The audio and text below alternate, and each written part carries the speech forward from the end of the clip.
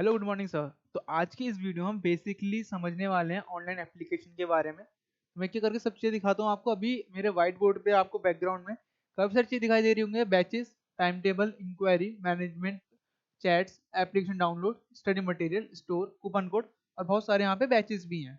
Like class 12th के लिए, alpha के लिए, मैथ्स के लिए 10th है मैथ बैच। ये बेसिकली कुछ बैचेस हैं जो पहले कभी बनाए होंगे। इसी तरीके से कल को आप अपने बैचेस बना सकते हो अपनी कोचिंग के अंदर। अभी मैं एक वर्चुअल कोचिंग आपको दिखाता हूँ कि वर्चुअल कोचिंग किस तरीके से रन करती है। ठीक है, अब जैसे आप अपनी बैच बनाते हो, स्टार्टिंग से मैं करता हूँ। एक क्रिएट बैच करूंगा। जो भी मैं बैच बना रहा हूँ अपने बच्चों के लिए, हो सकता है वो 12th का हो सकता है कॉमर्स का हो सकता है बीकॉम या फिर किसी और सब्जेक्ट या किसी और क्लासेस के लिए हो वो बैच। ठीक है, मैं अपने क्लास या बैच यहाँ पे डाल दूंगा। एग्जाम्पल के लिए मैं अभी फिजिक्स ले रहा हूँ। बैच कोड आ गया है। ठीक है, बैच कोड क्यों जरूरी है? क्योंकि आप ऑनलाइन है, आप वर्चुअल हैं। अब आपके संग कोई 10 20 100 बच्चे नहीं होंगे। हो सकता है बच्चे आपसे तब जुड़ रहे हो जब आप सो रहे होंगे। तो आप उन्हें बैच कोड दे सकते हो किसी बैच के अंदर एंटर होने के लिए। ठीक है, क्योंकि अब यहाँ पे ना नई चीज है बैच कोड, जो आपको ऑफलाइन में नहीं देखने को मिलता। क्योंकि ऑफलाइन में आती है लिमिट्स काफी सारी, चाहे आप बात करें टाइमिंग की, क्योंकि आप एक टाइम तक ही पढ़ा सकते हो, आप 8 घंटे ही पढ़ा सकते हो ऑफलाइन में। ऑनलाइन में ऐसा नहीं है। आपकी वीडियोस कभी भी चल सकती हैं। ऐसा नहीं है 8 घंटे तक ही आपकी वीडियोस रन कर रही हैं। आपके संग सिर्फ एक ही जगह से बच्चे आ रहे हैं या फिर इतने ही बच्चे आपसे पढ़ सकते हैं। ऑनलाइन में ऐसी कोई लिमिट नहीं है। तो उसके लिए कुछ नए फीचर्स थे। अब जैसे आप बच्चों को पढ़ाते हो, सिंपल। अब उसी चीज को हम ऑनलाइन में लाइव क्लास कहते हैं। बच्चों से इंटरेक्शन करना, बच्चों के सवाल जवाब करना, बेसिकली वही चीज। यूट्यूब पे क्या है, आप यूट्यूब पे बच्चों से कुछ पूछ नहीं सकते। मान लो आपने कुछ पूछा, कमेंट के जरिए बताएंगे और एक टाइम पे इतने कमेंट्स आ जाते हैं कि आप सब जवाब नहीं दे सकते और उस पर्टिकुलर बच्चे का भी नए सवाल का जवाब दे पाओगे। या तो कमेंट रोकने पड़ेंगे, फिर उसे करके पढ़ने पड़ेंगे। बहुत इसमें टाइम कंज्यूम होता है। ठीक है, इससे बढ़िया बच्चा खुद पूछ सके वॉइस के जरिए तो ज्यादा अच्छा होगा। वो आप यहाँ पे कर सकते हैं। क्या नाम है, अपने लाइव एप्लीकेशन के अंदर।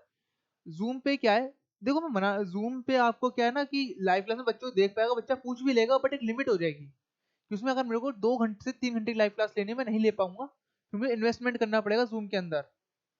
वो चीज फिर अलग ही हो गई। ठीक है, इसमें ऐसा नहीं है। अब मैं गो लाइव पे क्लिक करूंगा, ये तो मुझसे बोला एड स्टूडेंट। एड स्टूडेंट क्यों? क्योंकि आप लाइव जाएंगे किसके संग? स्टूडेंट के संग ही ना, उसके लिए।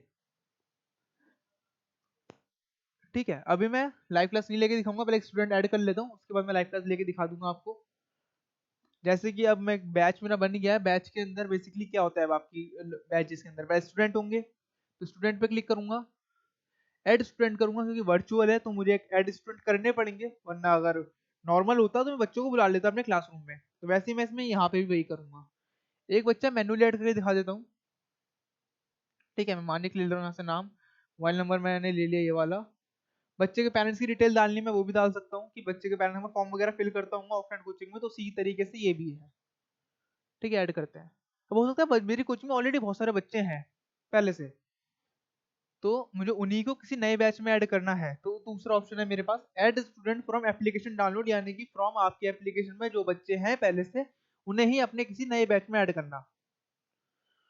तो सारे बच्चे आ जाएंगे मेरे पास जो मेरे इस एप्लीकेशन को डाउनलोड किया जिन बच्चों ने। ठीक है, यहाँ पे मेरी वो पूरी लिस्ट आ चुकी है। शुभम, दिवांदर, सवती, शुभम, तमिलवन, आर्थिक, मधुरी, सब बच्चों के नाम आ गए, उनके नंबर आ गए, किस दिन डाउनलोड करा है। मेरे पास कंप्लीट डिटेल है, जबकि मुझे मेरे कोचिंग की डिटेल मेरे पास नहीं होगी। किस बच्चे का क्या नाम है, नंबर है, हो सकता है कॉन्टेक्ट फॉर्म चेक करना प्लस। पर भी मुझे ये नहीं पता होगा इस बच्चे ने कब इनरोल किया था मेरे कोचिंग में, ये वो फर्स्ट टाइम कब मेरी कोचिंग में आया था। हो सकता है मेरे पास डेट हो जिसमें उसने एडमिशन लिया हो। फर्स्ट टाइम कब आया था सर, इसकी नहीं होगी। अगर आप इंक्वायरी एक मैनेजमेंट रजिस्टर बनाते हैं तो बात अलग है। ठीक है, तो सारे बच्चे हैं, जो किसी को ऐड करना होगा मैं क्लिक करूंगा बस कि ये ऊपर के 7 8 बच्चे हैं, मुझे अपने उस सारे नए वाले बैच में भी चाहिए। ऐड स्टूडेंट करूंगा, मेरे बच्चे उसमें आ जाएंगे। मैं बैक करूंगा। तो इस तरीके से आप अपने कोचिंग में बच्चों को बिठा रहे हो, आप उन्हें समझाओगे लाइव क्लास के जरिए, है ना, उन्हें पढ़ाओगे। मैं गो लाइव पे क्लिक करूंगा। मैं लाइव हो चुका हूँ। मेरे इस पैनल में बैकग्राउंड में कोई भी कैमरा या माइक्रोफोन इनपुट नहीं है। इसलिए ये मुझसे कहेगा please check your video and audio device, कि आपके में कोई ऑडियो वीडियो डिवाइस है ही नहीं, तो आप लाइव जाएंगे कैसे? क्योंकि जस्ट एक स्क्रीन है ये। दैट वाई ये कह रहा है। अगर मेरा कोई फोन होता है, फिर मेरा कोई लैपटॉप होता, तो ऐसा मैसेज नहीं आता, मेरा सिंपल कैमरा ऑन हो जाता और मैं लाइव क्लास पढ़ा सकता था अपने बच्चों को। पर फिर भी मैं चैटिंग का दिखा दूंगा। चैटिंग का ऑप्शन है। बाकी अगर बच्चा कुछ पूछना चाहेगा तो बच्चे की साइड पे हैंड रेज का एक ऑप्शन मिल जाता है, तो वहां से वो बच्चा क्वेश्चन आउट कर सकता है। मेरे को यहाँ पे एक्सेप्ट का ऑप्शन आ जाएगा कि ये बच्चा कुछ पूछना चाहता है, हैंड रेज कर रहा है, तो अगर आप परमिशन देंगे तो ही ये बच्चा पूछ पाएगा। ठीक है, अब हमारी पढ़ाई क्लियर हो गई है, बच्चों को नोट्स बनाने हैं। अब तक क्या करते हैं ऑफलाइन में, बच्चे मैनुअली नोट्स बनाते हैं अपनी कॉपी के अंदर, जो कि एक्सेसिबल है जस्ट उनकी उस कॉपी में, जब तक वो कॉपी उनके पास तो वो एक्सेसिबल है, जब नहीं है नहीं, वो उस नोट्स को पढ़ पाएंगे। अगर वो नोट्स उनके फोटो फॉर्मेट में, पीडीएफ फॉर्मेट में, उनके एप्लीकेशन मोबाइल में, एप्लीकेशन में नहीं, मोबाइल में अगर अवेलेबल है किसी भी तरीके से, तो काफी अच्छा होगा, है ना। और अगर एप्लीकेशन में तो और भी अच्छा होगा, क्योंकि अगर उन पे उनका मोबाइल नहीं है, किसी दूसरे का मोबाइल अवेलेबल है, तो उसमें अपना एप्लीकेशन डाउनलोड करके लॉगिन करके आराम से उस नोट को एक्सेस कर सकते हैं कहीं से भी कभी भी। तो अब मान लो मैंने एक लाइव क्लास ली 1 घंटे की, ठीक है, बच्चों ओवर हो गए, मैं नोट्स उन्हें प्रोवाइड कराने हैं उस लाइव क्लास के, क्योंकि अब डिजिटल आए हैं तो डिजिटल का थोड़ा फायदा लिया जाए, इसलिए तो मैंने स्टूडेंट दिखा दिया था आपको। मैं सेशन में असाइनमेंट्स में आऊंगा, मैं एक असाइनमेंट उन्हें दे दूंगा बना के कि ये आपका असाइनमेंट है। असाइनमेंट मतलब एक तरीका होमवर्क ही है, ठीक है। और जो नोट्स वगैरह मुझे देने हैं तो मैं स्टडी मटेरियल में दे सकता हूँ। स्टडी मटेरियल में जाऊंगा, न्यू एक ऐड करूंगा, एक फोल्डर बना देता हूँ कि ये जिस भी क्लास का मेरा नोट्स होगा उसके रिगार्डिंग, ठीक है। मैं डाल रहा हूँ यहाँ पे कि इंग्लिश का नोट्स है, कैटेगरी में डालने डाल सकता हूँ, नहीं डालने में नहीं डालूंगा। तो इंग्लिश का फोल्डर बन गया है। अब मेरे को कोई अपनी इसके अंदर फाइल डालनी है, ठीक है, अटैच कोई फाइल करनी है, जो भी मेरे को बेसिकली इसका नोट्स होगा, इस लाइव क्लास का पीडीएफ होगा, या जो कोई भी मेरे पास इसका स्टडी मटेरियल फॉर्मेट अवेलेबल है, चाहे वो कोई बुक ही क्यों ना हो, जो मैंने इसमें दिखाई है, मैं इसमें ऐड कर सकता हूँ। ओपन, ऐड फाइल, तो अब वो मेरे इसके अंदर ऐड हो गई है। बच्चा अपने बैच पे क्लिक करेगा, वो देख लेगा कि इंग्लिश के सारे पीडीएफ, सारे नोट्स यहीं पे अवेलेबल हैं, 1 क्लिक में उन्हें सब प्रोवाइड हो जाएगा। ठीक है, इतना सिंपल है अपने बच्चों को नोट्स देना। अब ये नोट्स आपने एक से एक बच्चे को नहीं दिए हैं, अपने पूरे बैच को दे दिए। बैच आपका कहीं भी किसी भी मोबाइल से उसको एक्सेस कर सकता है, ठीक है। अब उसके बाद उसका आप होमवर्क दोगे, ठीक है। असेसमेंट में आऊंगा, यहाँ पे होमवर्क दे सकता हूँ। और एक और चीज, अगर मैं लाइव क्लास की बात की थी, तो लाइव क्लास में क्या है कि अभी ना, अगर मैं ऑफलाइन की बात करूँ तो बच्चों के साथ जब तक हो तभी तक वो बच्चे आपको देख पा रहे हैं, उसके बाद उनको कुछ नहीं पता। अगर उनको वो लाइव क्लास दोबारा देखनी है, उनको आपसे दोबारा पढ़ना है, तो उनको ऑफलाइन में आपके पास आना पड़ेगा, वो क्वेश्चन करना पड़ेगा पर्टिकुलर, जो आप ऑलरेडी पढ़ा चुके हैं उन्हें। लाइव क्लास में क्या है, ऐसा नहीं होता। आपकी जो भी लाइव क्लास होगी वो रिकॉर्ड होके आपके रिकॉर्डेड लाइव क्लासेस वाले सेक्शन में आ जाती है। तो बच्चा यहीं से आपकी रिकॉर्डेड लाइव क्लास देख सकता है, जो आपने प्रीवियस दी है। कोई नया बच्चा ऐड हो सकता होता है बैच में, तो वो भी देख लेगा, उसको जरूरत नहीं है आपको क्या नाम शुरू शुरू से पढ़ानी पड़ेगी उसे हर चीज, ठीक है। उसे कोई क्रैश कोर्स कराना पड़ेगा, आपको ऐसा नहीं करना पड़ेगा। आपकी सारी जो प्रीवियस लाइव क्लासेस हैं वो उसको अवेलेबल हो जाएंगी। स्टडी मटेरियल में वो लाइव क्लास का स्टडी मटेरियल ले लेगा। उसके बाद होमवर्क होगा। अब बेसिकली आपने इतना करा, आप होमवर्क भी दोगे बच्चों को, फिर टेस्ट भी लोगे, वो सारा काम हम ऑफलाइन कोचिंग में करते हैं ना। तो होमवर्क कैसे होगा, असाइनमेंट में जाओगे, सिंपल क्रिएट असाइनमेंट करके दिखाता हूँ। जिन जिन बच्चों को आपको असाइनमेंट देनी है, हो सकता है आप सबको ना देना चाहता हूँ, किसी एक बच्चे को देना चाहता हूँ स्पेशली होमवर्क, ठीक है। उसके लिए मैं कह रहा हूँ मैं सबको देना चाहूंगा, मैं नेक्स्ट स्टेप करूंगा। एक बच्चा इसलिए शो कर रहा था कि एक ही बच्चा मेरे इस बैच में ऐड था।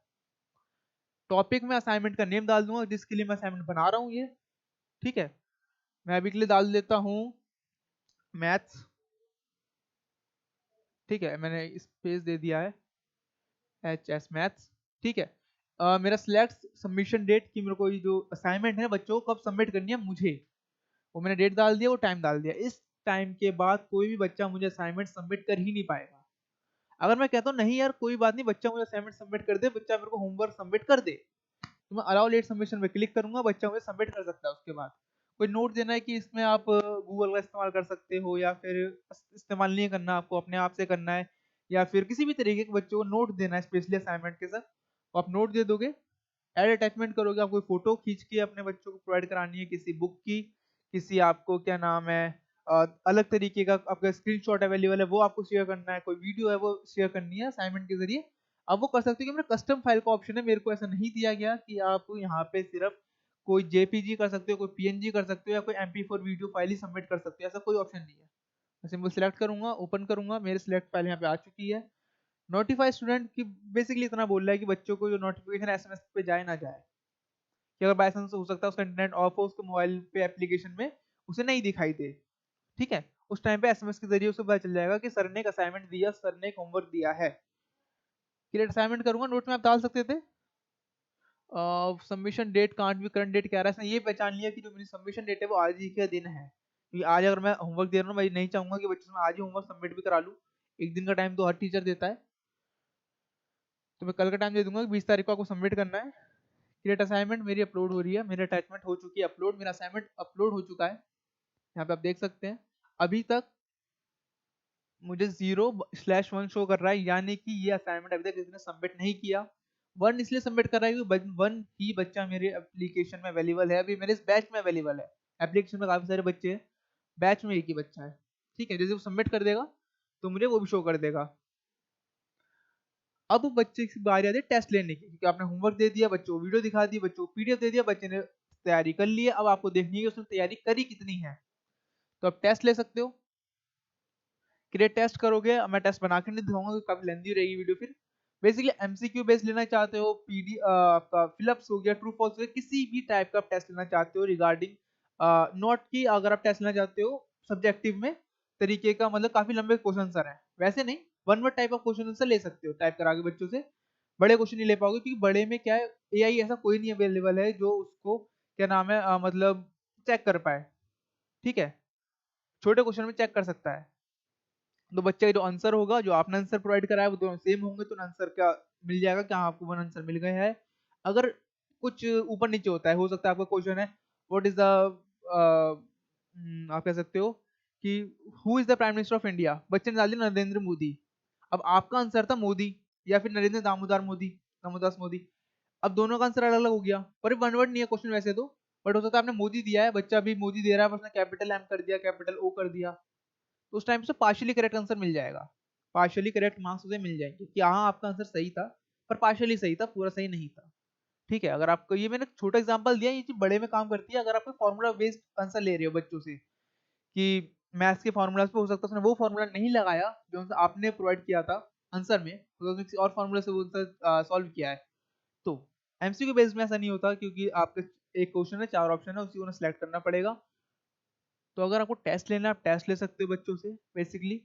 ठीक है, अब टेस्ट में टाइमिंग लगाना चाहते हो कि ये टेस्ट बच्चा बेसिकली चीटिंग ना कर पाए, क्योंकि ऑफलाइन है तो मैं बच्चों को लाइव देख सकता हूँ कि बच्चों को चीटिंग तो नहीं कर रहा है, ऑनलाइन में कैसे देखूंगा। तो आप ऑनलाइन में टाइमिंग लगा दोगे कि ये क्वेश्चन 10 मिनट में ही सॉल्व करना है। ठीक है, 10 सेकंड में ही सॉल्व करना है, 10 सेकंड में कोई भी बच्चा गूगल पे जाके तो आंसर नहीं लेकर आ सकता। ठीक है, तो वही चीज है। एंड आपको ये दे सकते हो कि क्वेश्चन किस बच्चे ने कितनी देर में सॉल्व किया है, उसकी आपको रिपोर्ट मिल जाएगी कंप्लीटली। आपको अगर ये चीज उसका रिजल्ट तुरंत मिल जाए, या फिर जब सब बच्चे सॉल्व कर ले तब मैं रिजल्ट दूं। ऐसा होता है ना ऑफलाइन में कि बच्चे ने सॉल्व किया क्वेश्चन, आपके पास आपने चेक करके तुरंत दे दिया। ऐसा होता है कई बार सब बच्चे और कॉपी सबमिट करते हैं, उसके बाद चेक करके देते हो। सेम चीज, अगर आपको बिग क्वेश्चन लेने हैं टेस्ट के जरिए, तो आप असाइनमेंट में ले सकते हैं, क्योंकि वो बेसिकली आप असाइनमेंट में ही लेते हो, नॉर्मल कोचिंग के अंदर भी मैन्युअली चेक करते हो। ठीक है, इसमें एक थोड़ा मिल जाता है आपको कि अगर वन वर्ड टाइप क्वेश्चंस हैं, या फिर ट्रू फॉल्स टाइप हैं, या फिर एक एमसीक्यू बेस्ड आप क्वेश्चन जो कि अब हो रहे हैं, अब जितने भी टेस्ट हो रहे हैं, चाहे वो अब ग्रेजुएशन लेवल हो, चाहे 12th या 10th के बेस पे कोई क्वेश्चन करवा रहे हो, वो अब एमसीक्यू बेस्ड होने लगे हैं। ठीक है, तो टेस्ट ले सकते हो आप।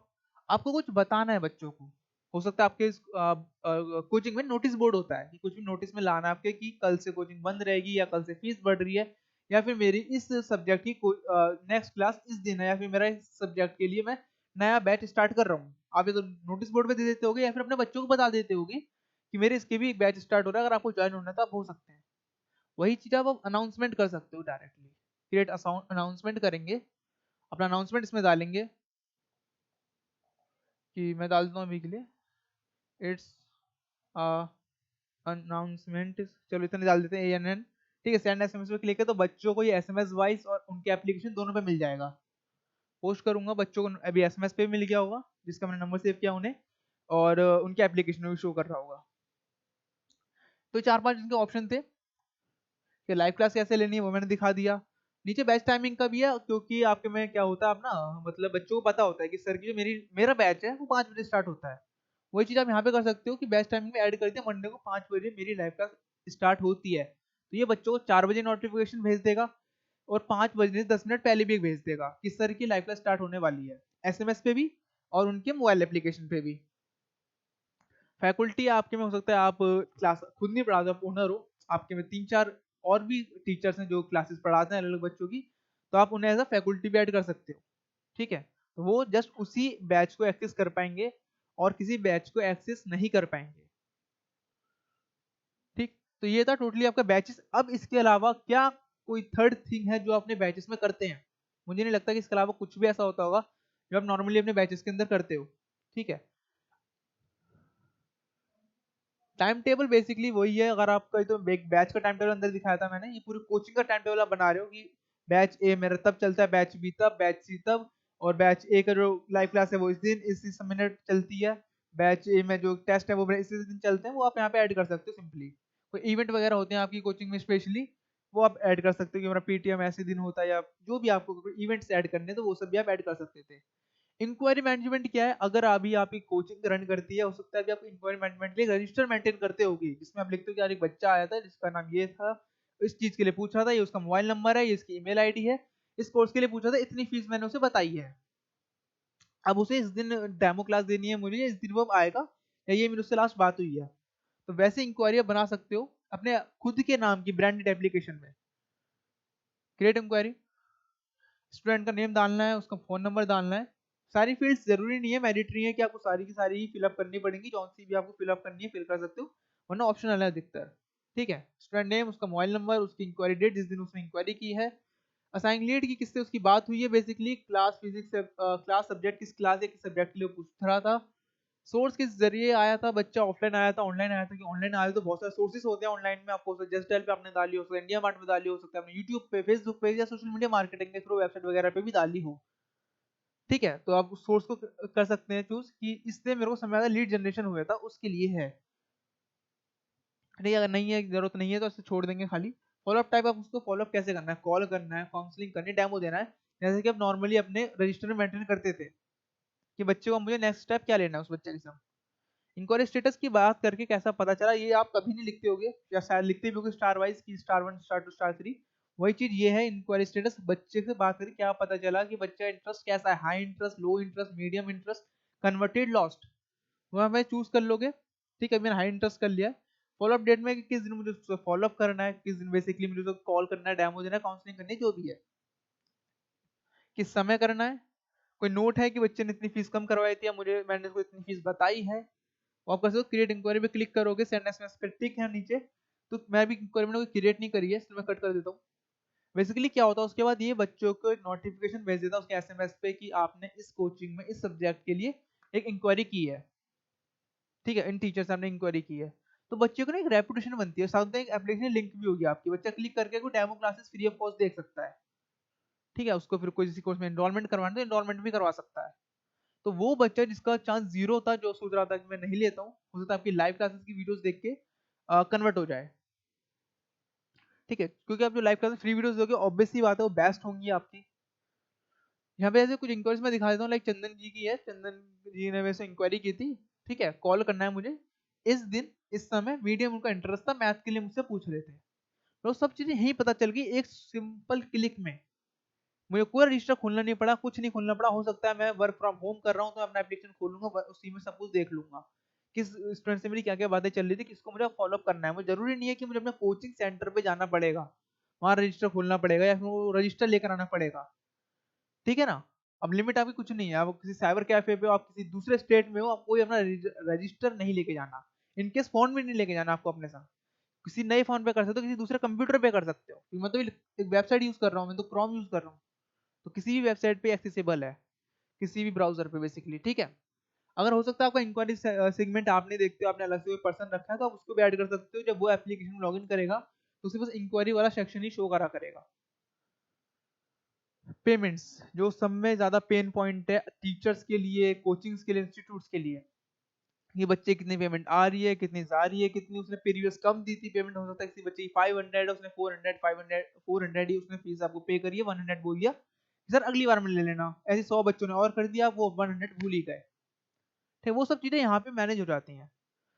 मैं बता देता हूँ क्या क्या सारा इसमें चीजें, जैसे अनपेड, यानी कि आपकी वो बच्चे शो कर गए तुरंत ही जिन बच्चों की फीस ही नहीं आई, रजिस्टर में चेक नहीं करना पड़ेगा कि इनकी फीस आ गई, इसकी नहीं आई, इसकी नहीं आई, इसकी नहीं आई, फिर उन्हें एसएमएस भेजो या उन्हें स्पेशली बोल लो। लिटरली अगर आपके कोचिंग में 100 बच्चे हैं, मुझे नहीं लगता आप 100 बच्चों की फीस याद रख पाओगे। ठीक है, 10 5 हैं, 50 बच्चे हैं तो शायद फिर भी रख लो, मैं 100 बच्चों की तो नहीं रख पाओगे कि इसकी बच्चे की फीस आ गई, इसकी नहीं आई, इसकी इतनी ही आई है। तो वो सब कुछ आपका एप्लीकेशन कर सकता है। अनपेड में सब बच्चों की दिखा दी, इनकी फीस नहीं आई, कितनी नहीं आई वो भी है, कितने दिनों से नहीं आई, कि 3 दिन 4 दिन 5 दिन कितने दिन हो गए इनकी फीस नहीं आई है। मुझे तीनों चीजें यहाँ पे शो कर रही है। जैसे अन्नू जी है, उनकी 2000 फीस थी, 3 दिन से नहीं आई है। ठीक है। अपकमिंग में वो बच्चे आ जाते हैं मेरे जिन बच्चों की फीस आनी है। पेड में वो बच्चे आ जाते हैं जिनकी आ चुकी है। अब मुझे किसी पेड वाले बच्चे को रिसिप्ट भी देनी है, मैंने ऑलरेडी दे दिया रिसिप्ट, पर वो लेट हो गई है, उसे दोबारा चाहिए रिसिप्ट। तो बेसिकली मैं उस पर क्लिक करूंगा, डाउनलोड रिसिप्ट करूंगा, उसके पूरी रिसिप्ट मिल जाएगी। मैं उसे सेंड कर सकता हूँ, उस रिसिप्ट को मैं प्रिंट लेके दे सकता हूँ, उसे पूरा पूरा इनवॉइस उसको दोबारा मिल सकता है। ठीक है, सब कुछ क्रिस्टल क्लियर रहता है कि बच्चा ये नहीं कह सकता सर मैंने इतनी फीस आपको दे दी थी, आपके पास मेंशन नहीं होगी। हो सकता है मैंने और हो सकता है आपके ना बच्चे ऑनलाइन फीस नहीं पे कर रहे हैं, अब वो ऑफलाइन कर रहे हैं, क्योंकि आपने भी कहा सर बच्चे ऑफलाइन पे कर दो कि ऑनलाइन में टैक्स कट रहा है या कुछ भी है। आप ऑफलाइन फीस ले रहे हो बच्चों से, तो ऑफलाइन भी ले सकते हो। ये आपको ऑनलाइन और ऑफलाइन दोनों दिखाता है कि इस बच्चे की फीस ऑनलाइन इतनी आ गई है, ऑफलाइन इतनी आई है आपको फीस है। ठीक है, मैं दिखाता हूँ वाला भी आपको एक सेगमेंट दिखाता हूँ पेमेंट्स का।